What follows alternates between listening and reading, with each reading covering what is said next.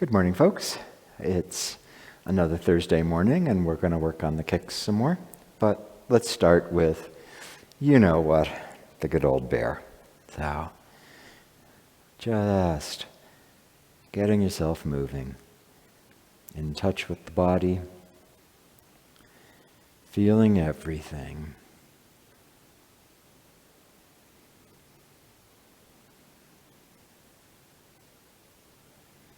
Really try to feel this cross balance from the bottom of the filling foot to the heart of the opposite palm. Really try to feel that.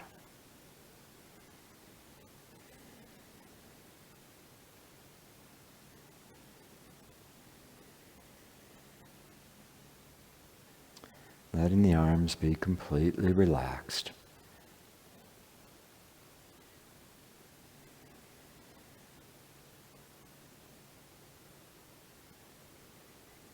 Just to make sure that you're really not holding your arms, do our little test, and at the end of this turn, stop and see what happens with your hand. Did it stay out in space, or did it fall? Stop. And obviously, you're at home by yourself, so there's no advantage to cheating. My arm could be stiff and then I could pull it back against myself. There's no reason to do that. The thing to see is when you stop, does the arm just stay out there and then it'll have tension in it? Or when you stop, does the arm just fall? So do it a little bit more. Arms really loose. Noticing that moment when the full hand reaches the extent of its swing and then it starts to empty and falls back towards yourself. That transition point there is important. Okay, now this time stop, see what your arm did, and turn a little bit more.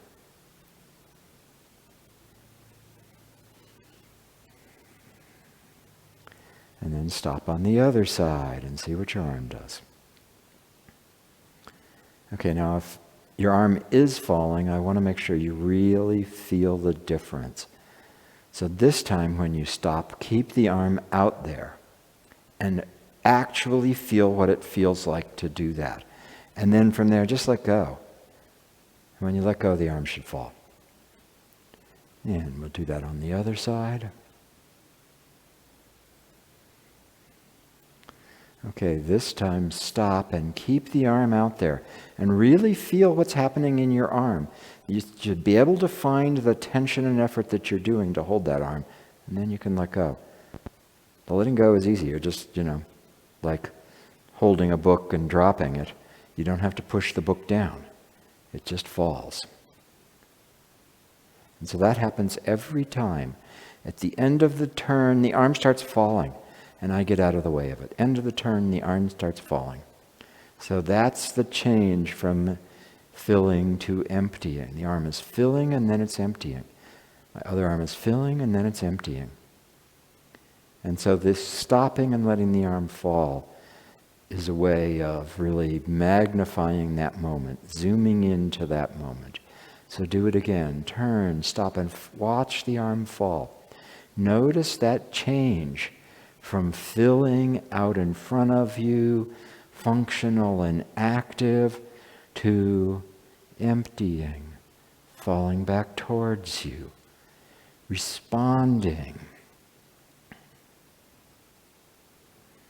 That's the yin-yang change right there. And if you mask that with muscular effort because you're stirring the cauldron in front of you, trying to touch the air as if it had the substance of water, your effort will cover up that moment when it changes. Again, turn, stop, watch the arm falling. And stop, watch the arm falling. And when it falls, and you don't let it just bang into you, as it falls, you get out of the way. So you'll feel it almost like a magnet. It's away from you, it comes in towards you, and the magnetic repulsion pushes your body out of the way as the arm falls. So you feel that moment when the arm would bang against me, and instead I get my body out of the way.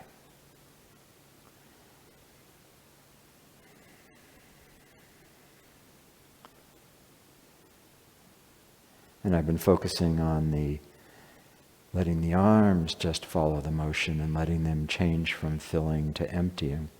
But get everything else too, real crown of the head as if suspended, so the open body can hang down.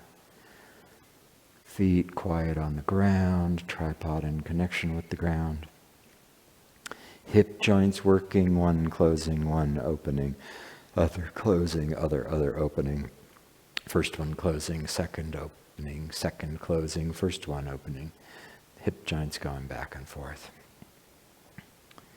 The weight coming from the foot as it empties and being tossed into that forward hand. So my right leg is empty and I toss that into my right arm. My left leg, I toss it into my left arm.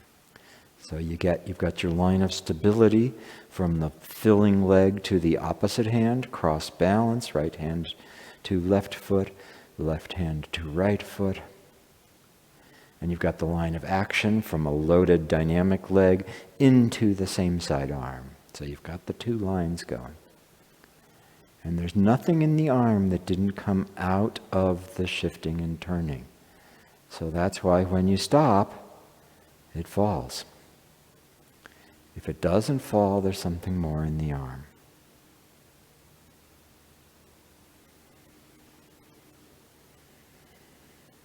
And of course I didn't say this, but mind resting in the dantian, calm and quiet.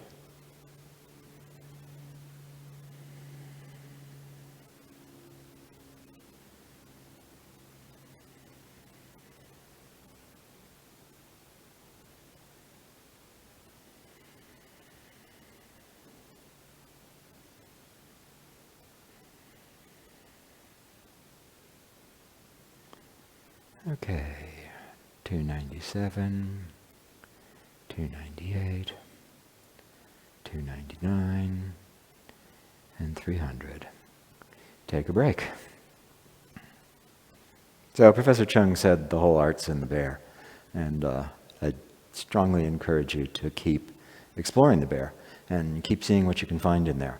Because when you're working on something new someplace else in the form, you can almost certainly bring it back to something that's in the animal frolics or something that's in the first third. And then you can bring it back to something that's in the bear or something that's in the opening move. So, those things are really good for working on the stuff that you're finding and exploring elsewhere in the form, because it's simpler. This is simpler. This is less complicated than turn, strike with heel. So when you're working on something new, bring it back to these really simple exercises and let them teach you. And then come back to whatever it is you're working on in the form and let that have additional richness and depth. So let's run through the kicks from squatting single whip, squatting down all the way up to the first brush knee. And we'll do that maybe twice just to get ourselves actually doing this section of the form. So single whip.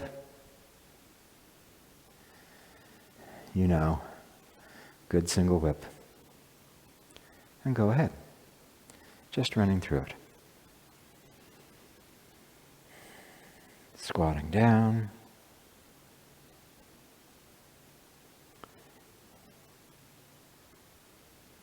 One leg. The other leg.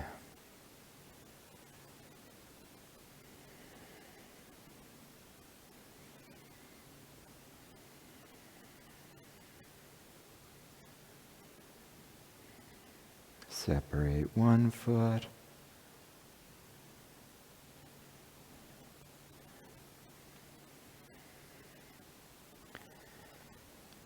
Separate the other foot. Nice and easy, spin. Heel. Brush knee. Again.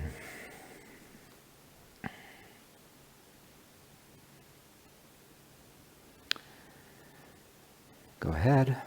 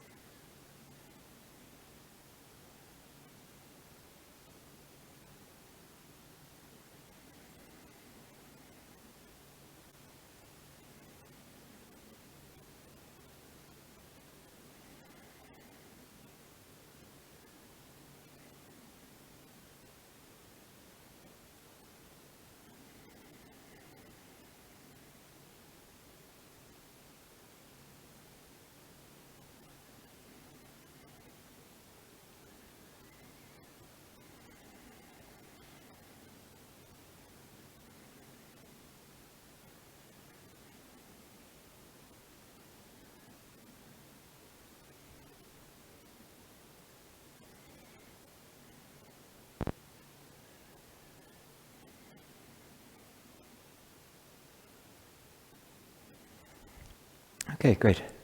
So let's look at the turning and striking with heel. So we've been doing all the kicks. There's 5 kicks in this section. 3 distinct styles of kicks. Knee kicks, toe kicks, and now a heel kick. And so we'll talk about the kick, but let's look at the spin first. So the thing about the spin is making it not hard. So when we're doing any of the spins, either this one or the big lotus kick spin at the end, there's a real tendency to worry about it and to do more than you need to. And so I basically find that these are kind of binary. Either all the conditions are right, I'm on a good surface, I've got on appropriate shoes, I have my act together that day, so everything is right, and then the spins just work without too much effort.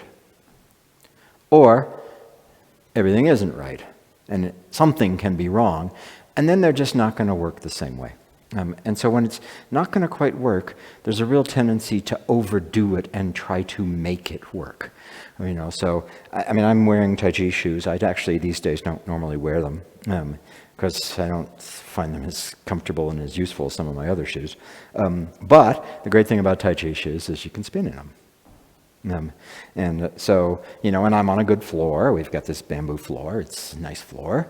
I had a good breakfast, and I slept well last night, and so I've got a chance of pulling it off, like Beth just did.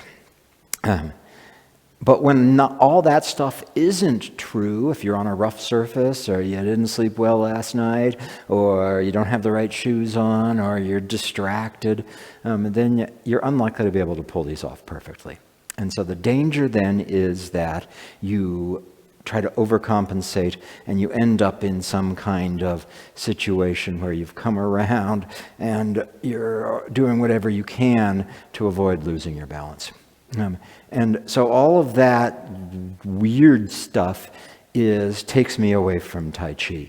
So much better to just stay in Tai Chi as I do that. And so, if you watched, and you can put it on pause and rewind, if you watched, you saw that I put my foot down, right? I didn't actually spin. I was here, I put my foot down, I turned, and then I kicked. But when I did that, I kept doing Tai Chi. So I really want to encourage you to, in the words of a certain great master, go ahead and invest in loss. Go ahead and let the move not be perfect, and keep doing Tai Chi, versus investing in winning and getting it right, building tension, losing balance away from Tai Chi. So that said, we're going to do the spin a bunch this morning, and it'll work for you sometimes and it may not work sometimes, and that's okay. Try to keep doing Tai Chi. So let's take it, let's just run through it. So we'll take it from the cross hands before separate left foot. So sink, elbows drop, palms turn out, kick, expanding, bring everything back in and turn to the right, Nice and easy around to the left. Sink, knee comes up, kick. Everything comes back in. Again, I got that one to work. We'll see if the next one works. Same place. Left hand on top, sink, elbows drop, palms turn out. Sorry, that was right hand on top. Kick, back, nice and easy around. Kick, withdraw. Okay, so let's talk about the spin. So the first thing about the spin, there's people have differing ideas on how far you should go. So my foot always starts out to the corner because I'm doing the separate. And then when the foot turns, how far does it turn? Does it turn so it's now faced to a new wall, so that when I'm doing the heel kick, it's at 90 degrees to where I am? Or do I turn a full 180 so that my foot is faced to the corner, so that when I kick, I actually end up much more square and the kick is 45 degrees to where I am? This is going to be kind of geometrical, and apologies if that's not the way you approach the world. But you should be able to tell the difference between landing with your foot facing the wall or landing with your foot facing the corner. Now, I've been taught them both ways. Ben Lowe primarily taught turning so that the foot's facing to the corner, so you went a whole 180 degrees, and then kicking square. The folks from New York primarily taught that the foot ends up facing the wall, so that you're kicking at 90 degrees and you won't be square. I personally prefer to face the wall. I'd encourage all of you to explore both of them. What's the difference in the kicks depending on where you land? And then you can pick what you think is the right thing to do. But the thing is, you need to pick before you do the spin, not after I do the spin. I don't get to say, well, I can either go to the wall or the corner. Yeah, wall, that's what I wanted. I can either go to the wall or the corner. Oh yeah, corner, that's what I wanted. No, you got to know which one you're aiming at before you do it. So do this with me just so you get the difference, the feeling of difference. So we're going to just do the kick. Start out with your right foot faced at a 45-degree angle. So you're going to be kicking, towards the wall, and you'll be able to get yourself square there. So come up and kick. And just do that again. Kick. And now turn your right foot so it's faced to the wall. So you'll be kicking at 90 degrees. And now this is really important. A lot of times when people do this, they don't kick at 90 degrees. They still kick at 45. See, I did the same thing. No. I have to actually kick over there at 90 degrees. So do that a couple times. Kick 90 degrees. Kick 90 degrees. Turn the back foot in. So you're going to kick 45 and feel the difference. 45. Turn the back foot out and kick at 90 degrees. 90. So those should be different. And so the important things are, if you're going to land facing the wall or facing the corner before you spin. You don't spin and then afterwards decide, oh yeah, I was doing it Ben Lowe style, or oh yeah, I was doing it New York, Taiwan style. You know before you do it. And if you land towards the wall, the kick has to be at 90 degrees. So I'll face this way, right? So this is now my foot's faced this way. I'm going to kick right exactly towards the camera, not here. See, that's easier. I've turned this into this kick where my foot's faced to the corner. And what I did is I just turned the whole thing. So if you're going to land with your foot faced to the wall, which by the way is what I would encourage you to do. If you're going to land with your foot faced to the wall, don't kick to the corner, kick to the other wall. You really got to get that. So let's do it again. And you pick, you're at home, corner or wall. I like the wall. And then we'll kick. So we're at the cross hands right before the Second, separate, and the right hand's on top. I said that wrong before. Elbows sink, palms turn out. Kick. Bring everything back in. Nice and easy. I like the wall. It's okay if you're at the corner. And kick. Okay, so the spinning. As I said at the beginning here, keep the spinning easy. And so let me face you as I do this. So I've just done the first separate. So I'm here, I sink, or the second separate. I kick, everything comes back in, and I turn. This is the starting position for the turn. So check it out. My foot's at an angle. My front knee is right square to the wall. So there's a real tendency after you do the separate to bring everything back. And so see what happened here. When I'm here, my thighs are almost parallel. My crotch is totally closed, and I'm actually a little bit twisted.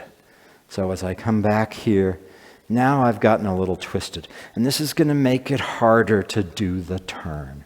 So when you come back from the separate left foot, turn and stop right here. So your thigh should be faced right towards the wall with your foot faced towards the corner, and your left arm is nice and round. So, and then turn further and feel how that squishes in the left hand, and you'll feel a compression and a tightness across the groin area. So let it come back to where you're here, 45 degrees. So start from there. It's really easy to miss that, and to, as you withdraw and you're getting ready for this turn, crunch in and try to do something. So try to have that place be stable. So let's do it again.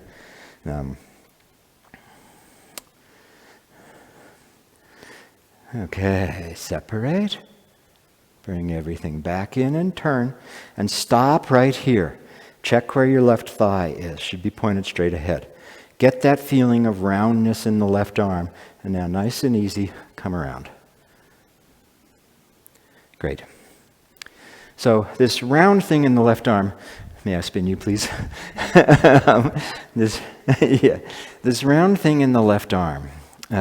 So here, Beth feels like there's a whole big cylinder here. This arm is the outer part of the cylinder. And she's not trying to turn her body in particular. She's trying to turn the whole cylinder. And it's like this. It's like if I come and just spin her, she just goes around. And so, may I do that again? And while you're doing that, watch how this whole piece here is not perturbed. It just spins. So she's not efforting on the left side. So do something messed up and effort on the left side. Yeah. So it's not that. And yeah, or that. You're just like the cylinder is here and you spin it. Our teacher Jane used to say, put your idea in the heart of the left palm. And so the idea is here and the whole thing spins. Now, I can't do this to you in person. I would do it to you if we were in class. I would spin you so that you would get that feeling of ease. But you're not trying to spin from here. Your hand's out here. Put your idea there. Let it bring you around. So let's do that. Standing on the right leg, right hand on top. Elbows drop, palms turn out. Kick. Bring everything back in. Feel that cylinder of your left arm, idea in the heart of the right palm, turn. Again, right foot towards the corner, right hand on top. Sink, elbows drop, palms turn out, kick, come back. Feel the cylinder. Notice that the left knee pointed towards the wall is part of that. Nice and easy, idea in the heart of the right palm, come around. I didn't say this, but spin on the heel, not the ball. So when I'm doing this, I'm turning towards the inside of the foot on the heel. I'm not trying to push the heel out to do the spin. And this one is different from the others. In the other two The empty hand swings up and then meets the full hand. And the empty hand swings up and then meets the full hand. So it's coming down. In this one, it comes around. So the right hand will end up on the outside. Okay, that's all I want to do on that. So let's do it once more, and then we'll do the kick. Okay, so sink, separate left, come back, nice and easy, turn, get your act back together. If you need to touch down, sink, knee comes up, kick, withdraw. Great. So, the spinning, go ahead and work on it, and go ahead and give yourself permission for it not to work right. So when it doesn't work right, you want to have that not perturb the rest of you. So that last time, I had to put my other foot down. As I spun through here, I got my foot pretty well there, but I needed to put this foot down to keep my balance. I would way rather do that than... And even then, I still had to put my foot down. So go ahead and let it just touch. And, you can spin, touch, then you've got your act back together to do the next one. So that's way more important than whether or not you touched the ground with your left foot. So we're here. We've just spun. And do it to the wall for me. Sink. Elbows drop, palms turn out, and open and bring the left knee up. This is an important place. So right here, go ahead and take a break. My waist is to the corner. If I keep my waist faced where my foot is, I'm going to be kicking over there, and for one thing, I can't see who I'm kicking, and for another thing, it'll distort you. You'll end up doing one of those kinds of kicks, and you saw how I had to lean to do that. So I need to open, so my waist is to the corner, so it's going to be in between my 2 feet. From the foot I'm standing on to my waist is 45 degrees. From my waist to the foot I'm kicking on is 45 degrees. I'm right in the center between those two. And then as you do this, bring the knee up high, and let the forearms be pretty vertical here. So I haven't already reached out with my forearms. I'm not scared of having the arms go anywhere, so they're still like a diamond. And in particular, I'm not worried about how bringing that knee up. And then I kick. The kick itself is not a push. So it's easy. I'm going to face the way that I would normally face. You can get your legs straighter. If I bring it up and I push, I can get my leg straighter. But it's not that. The kick is like this, coming up and hitting something with the base of your palm. So it's a motion like that. So when I get there, I'm brought it up, and now my lower leg kicks up and out. And noticeably, please, watch where my knee is. So I'm going to take my arms out of the picture so you don't have to worry about them. The knee comes up. I guess I'm not going to take them out of the picture. The knee comes up and I kick. The knee doesn't drop. When I push, the knee drops. So the bottom leg comes up. So make sure you get that. It's like this. And then don't spend any time there. You don't want to stand here like this, holding it. Just let it come up, kick, come back in. So let's do it again. I know this is all on the right leg. Y'all are welcome. So, right hand on top, sink, elbows drop, separate left foot, bring everything back in. Nice and easy without perturbing yourself. Sink, the knee comes up, and flick the lower leg out, and then bring everything back in. This place here, this is the position that Batan used to call the Taoist sleeping posture. Like I'm lying on my side and sleeping. My bottom hand is facing my groin, protecting the groin. The top hand has folded in. The foot has come back. do your best not to touch anything with the left leg. So there's a real tendency doing this to then come back and have to catch my balance there. And of course, I just did that whole ramp, a whole talk about not leaving Tai Chi and going ahead and having failures and having that be okay. So if you need to put your foot down to keep your balance, way better than doing, something. But if you can, everything comes back in. This is actually a pretty easy place to keep your balance because things aren't out all over the place. Everything comes back in. And watch that this hand faces the body, not turned out. For some reason, people really want to make a ball of air here. And then when they get into brush knee, they have to do something with that hand. So make sure the hand faces you, not a ball of air, not a ball of air. Okay, once more.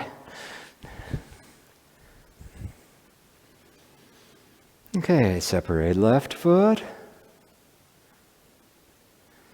Nice and easy turn. Sink, knee comes up, forearms are vertical. Kick, bring everything back in. So the final kick, unlike the separates where I've come down and there's an expanding out as I kick, I sink, freeze the leg, I tap the ground, the rebound expands out, and I aim it both into my toes and my hands, and the arms will expand some more. Don't try to do that in this one. There's a real tendency for people to end up here doing something like this. And when I do that, you're going to put a bunch more in your arms. So if you let the forearms be vertical here, and then as you actually kick, they change a little bit, that's completely reasonable. But don't try to do anything with them. If you held them vertical to keep your balance, and they didn't change at all, then that would be better than doing sending them out. Okay, so that's kind of the mechanics. I've sort of nominally reviewed the checkpoints and everything. And then I want to say a little bit about the kicks, and then we'll do this again, and then I'll turn it over to Beth, and she'll do more. The kicks, I think our kicks as a martial application aren't great. There's other arts that have better kicking.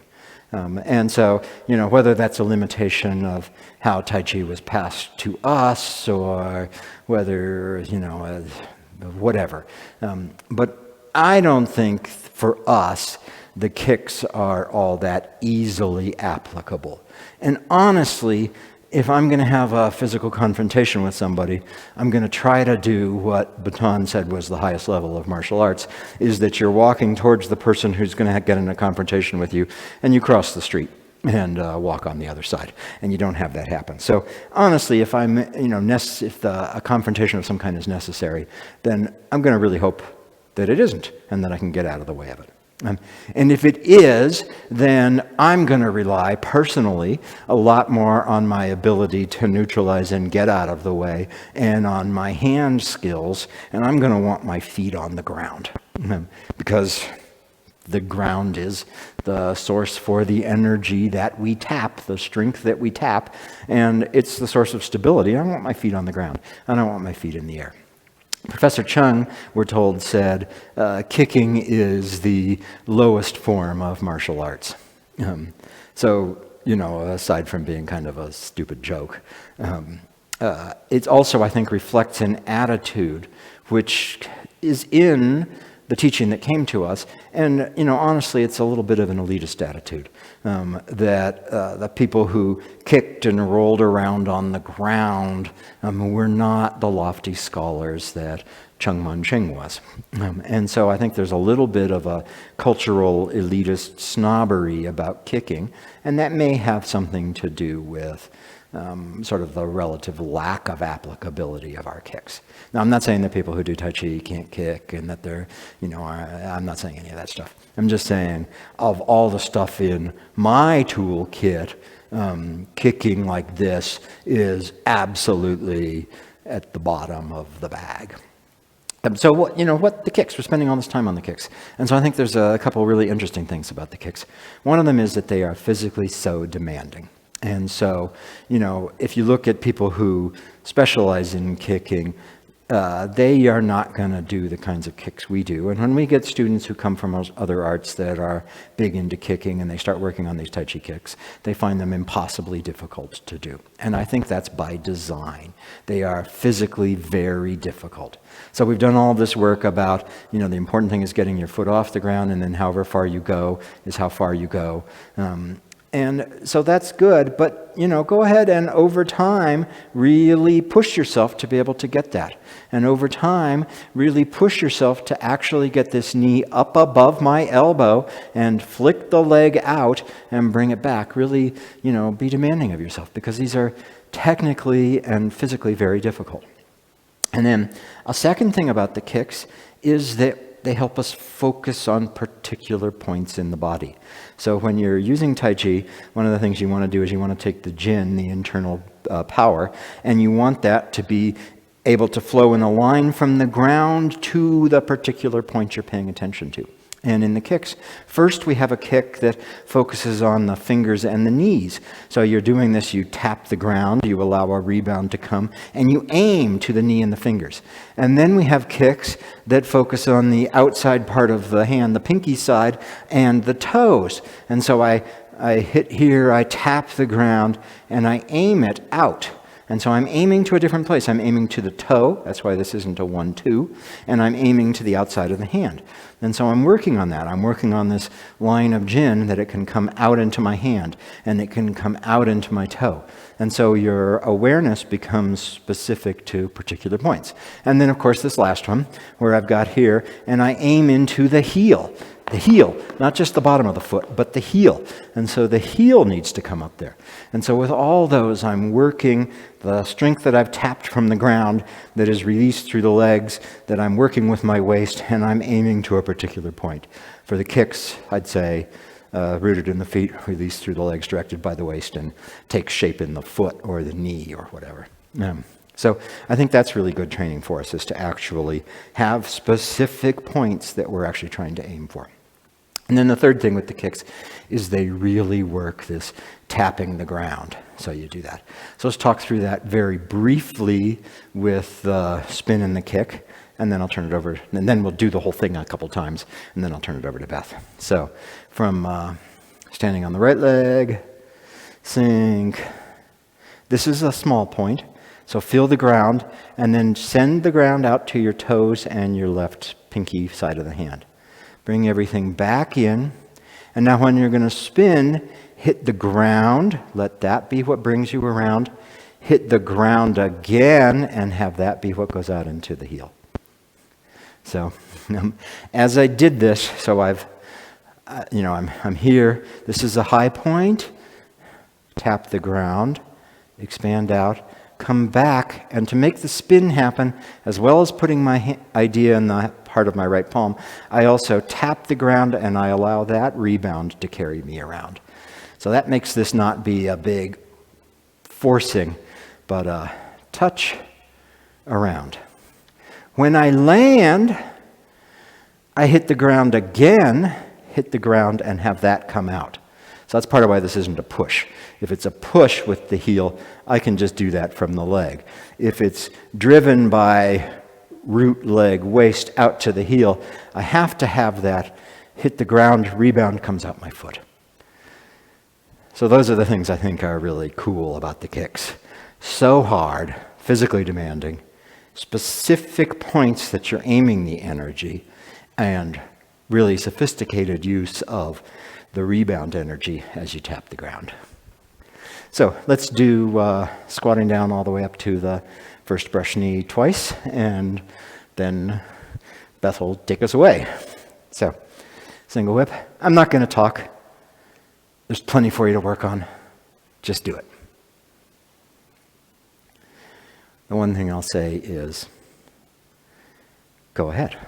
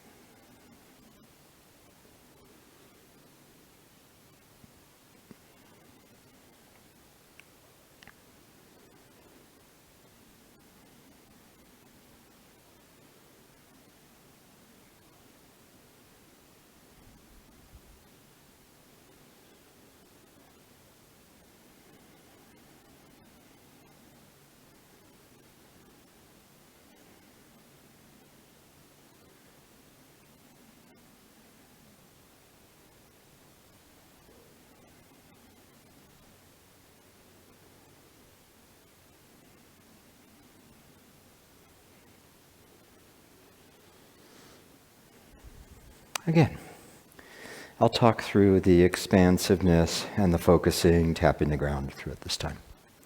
So, single whip, squatting down, expand, and then all the way down. Touch the ground with your right foot.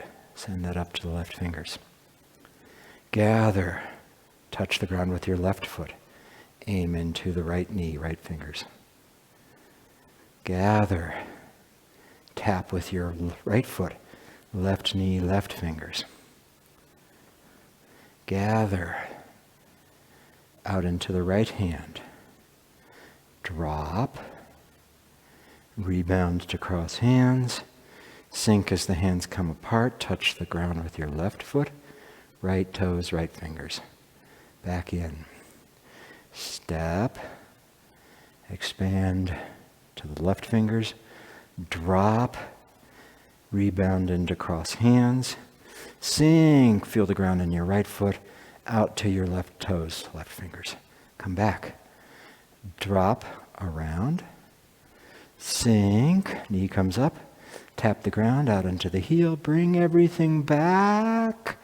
And keep going. Ground into brush knee. Okay.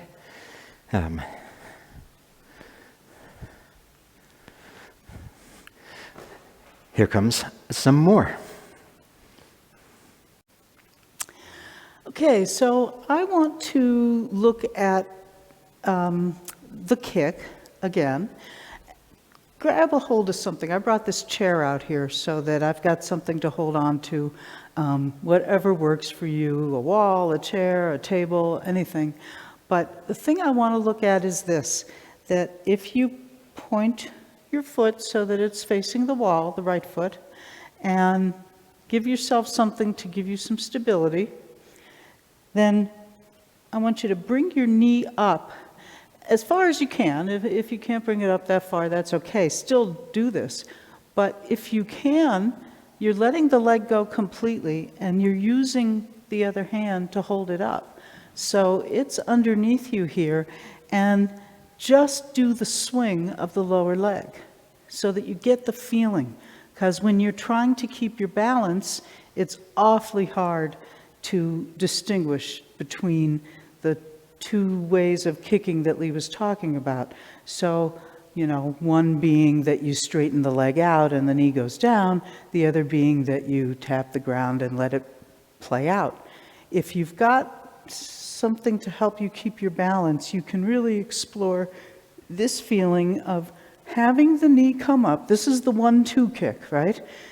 It actually, the knee comes up without the leg doing anything, and then the lower leg comes out, and you're kicking, striking with heel. Turn and strike with heel. That's the name of the move. So I think this is useful because it shows you that action and gives you a chance to stabilize the knee here, and then see what it takes to tap the ground, send it out, and strike with the heel. It's not so much that you're pulling the toes back. So I can do it like this, where I'm pulling at my toes to try and do it, and that actually gets in the way of truly kicking with the heel. So instead, when you hold on to something, you don't have to worry so much.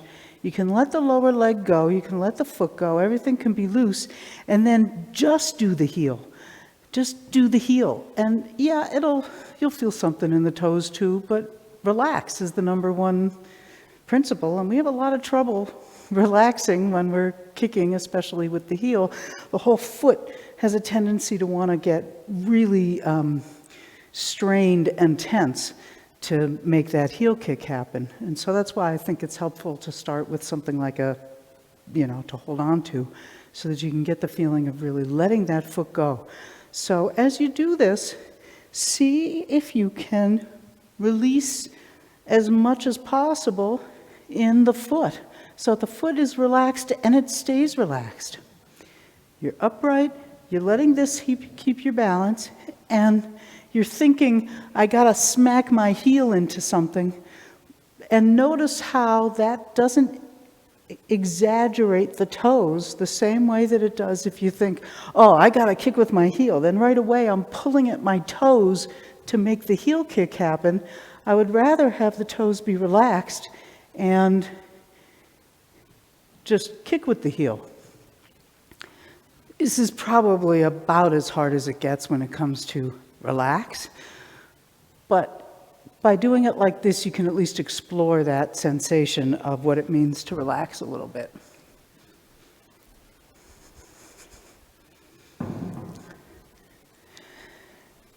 So let's do it some and see if we can't relax a little bit when we put that kick out. Let's do that whole piece again, because what the hell. So single whip. Focus on relax. Doesn't matter how low you go, how high your kicks are. What matters is that your body be integrated and as much as possible relaxed. Open. And begin.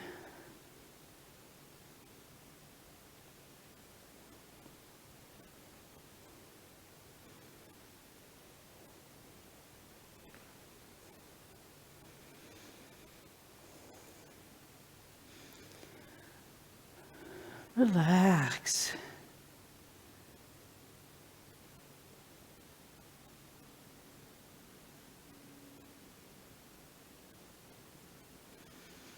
Keep breathing.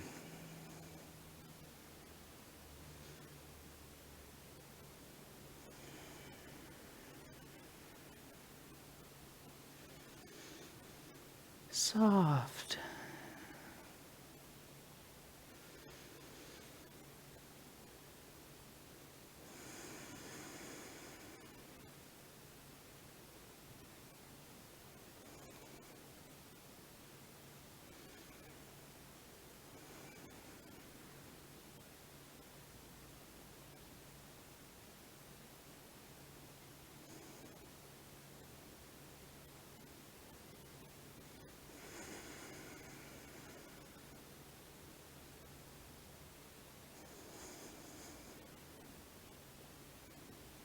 Easy does it.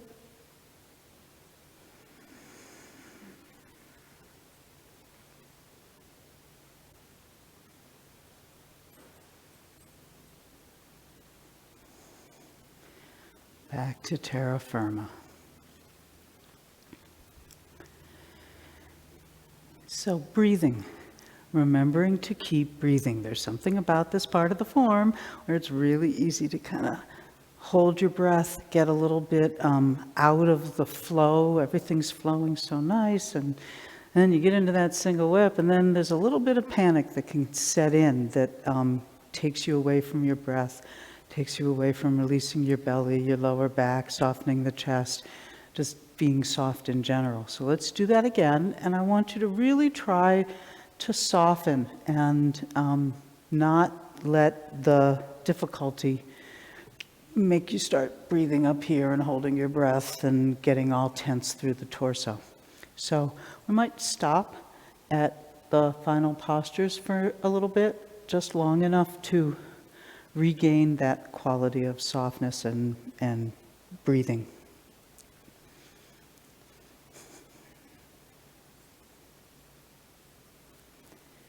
Okay, begin.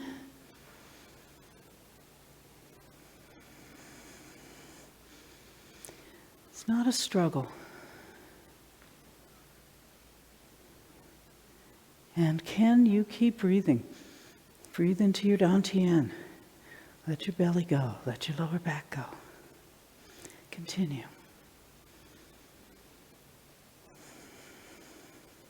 Breathing.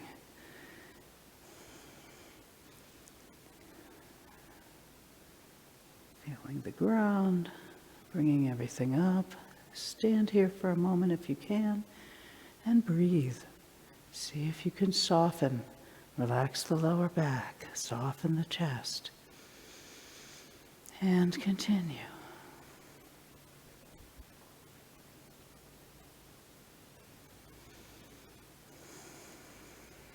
And we're going slowly, so it may take several breaths to get you there. Now that you're here, relax, soften, breathe, and continue.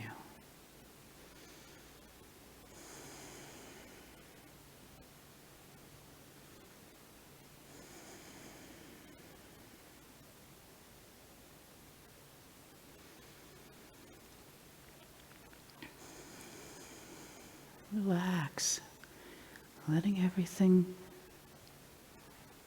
soften, breathing, and continue.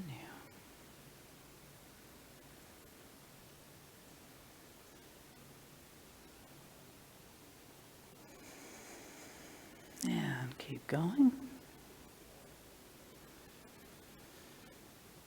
Softening the chest, releasing the lower back, breathing.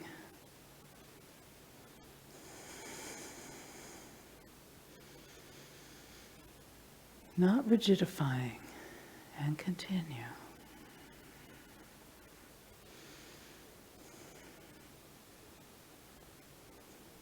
Go ahead and put your foot down if you need to. It's not the end of the world. And how softly can you kick, kick, kick, come back, soft, relaxed, step, brush knee.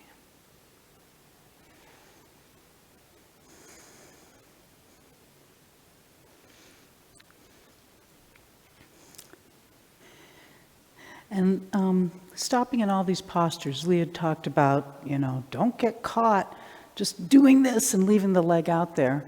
Ben Lowe, who made us hold everything for way longer than anybody wanted to, would make us hold that leg out there.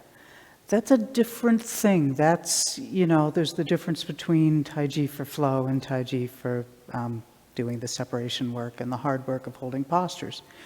So if you want to work yourself like that, that's okay. But do that not in the form. What would happen is after we had all this standing and holding that leg out here like this, then people would do the form that way. And, we're moving on to the next move. If you're going to kick somebody, you get your leg out there, you do your business, you bring it back in. You don't kick somebody like this and then freeze and just stand out there with your leg out. So, we'd be moving on. Everybody else would still be standing there holding that posture. So you don't want to get into the habit of making that be like the culmination of something.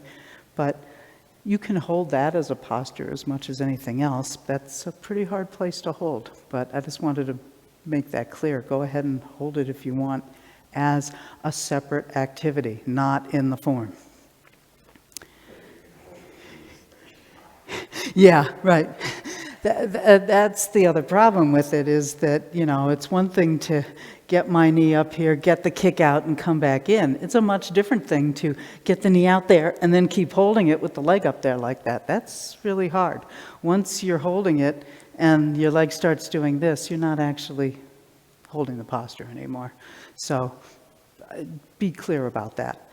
I want to do another round of this and just notice what your eyes are doing. We haven't really talked about this, but in these separates, my head isn't lined up over there because my body's just over here, but I'm not just looking over there when I'm striking over here. So let there be a little bit of a, it looks kind of passive aggressive if I do this. Much more if I do this. And it's not this, that's full of tension and all messed up, but a little bit of awareness of where you're looking. And then it's often, I thought of it because it's often a question in turn and strike with heel. When I kick, I want to be looking where I kick. And then once I bring it back, there's a little bit of a return to this place. I'm not, just keeping focus where I kicked. So you want to let that gaze be soft and follow the movement of the waist, but also be cognizant of where your hands and feet are. So let's do it again. We won't go too slowly, and I'll just give a couple of clues about, where you're looking.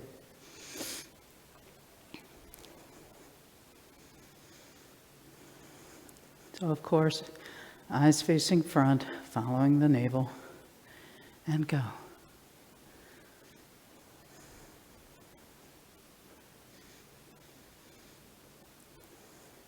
And here you've got this turning the head to start the turn. And you're watching generally in the direction that you're going to be yearning in. And then everything comes in and it turns you back to the wall. And then that's where your gaze is. This one's pretty easy and obvious, so you don't have to worry about that too much. It's probably what you're doing already. And then what happens here? Let it follow the turning of the waist. So now it's in the corner. You're not getting ahead of yourself. You're just the tourist on the train, watching the scenery go by. But when you kick, be sure that you have some attentiveness toward this plane of your right arm and leg. Everything comes back in. And now here, it's going to be to the upper left corner a little bit. You're following the striking hand. Keep going.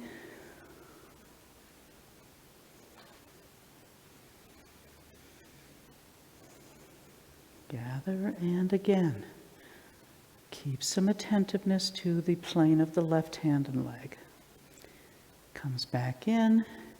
And now just be the tourist on the train, watch the scenery go by, let it follow, the gaze, follow your dantian, and now when you strike, be sure you're actually looking at what you're striking at, and then you can soften the gaze a little bit so that you're back here before you come into brush knee.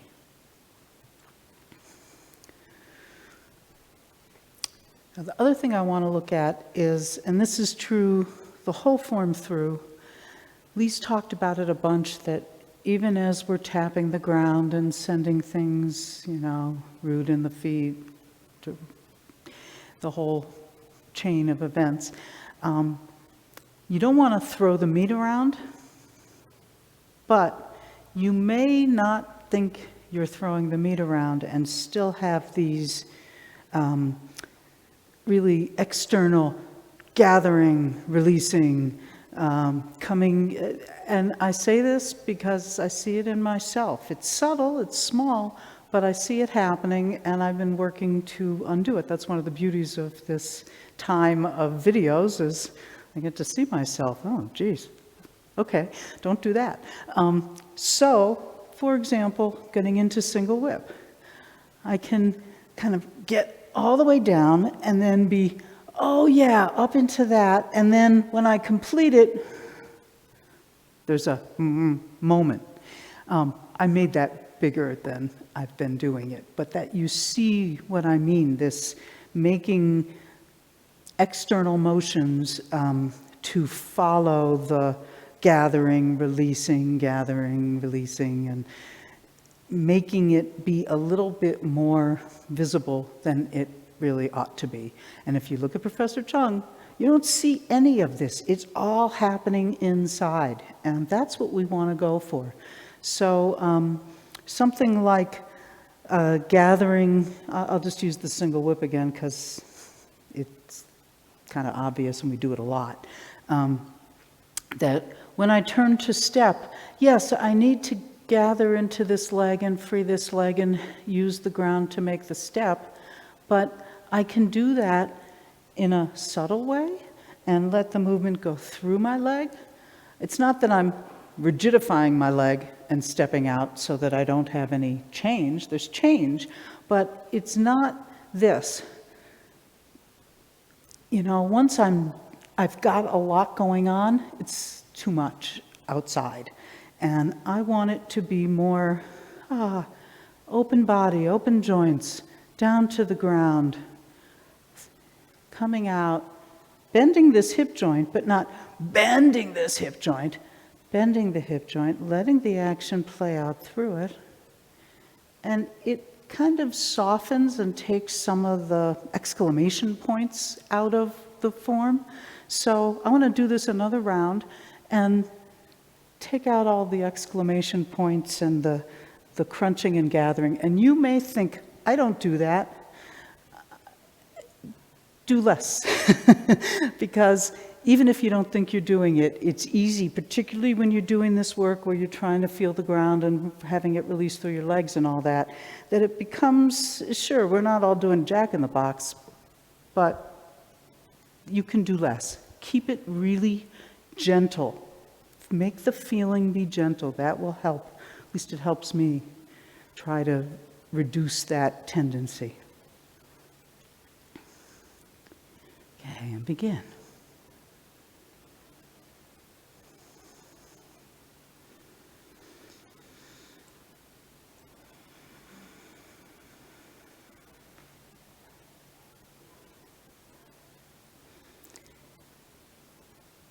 Keeping it gentle, taking out those exclamation points.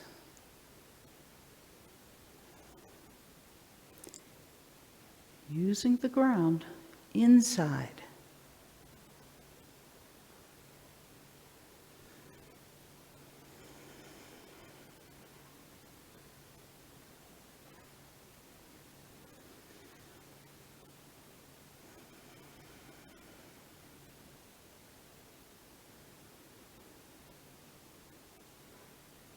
Yes, gather through the body. Expand through the body.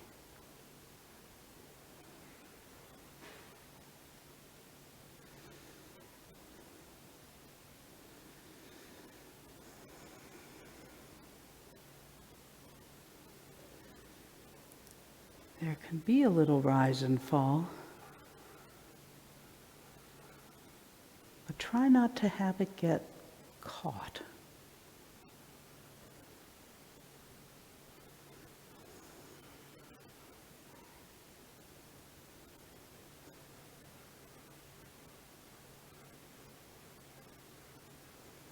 And when you come into this final 70-30, notice if you have a tendency to put a little bit of an exclamation point on it. And try to keep it softer than that.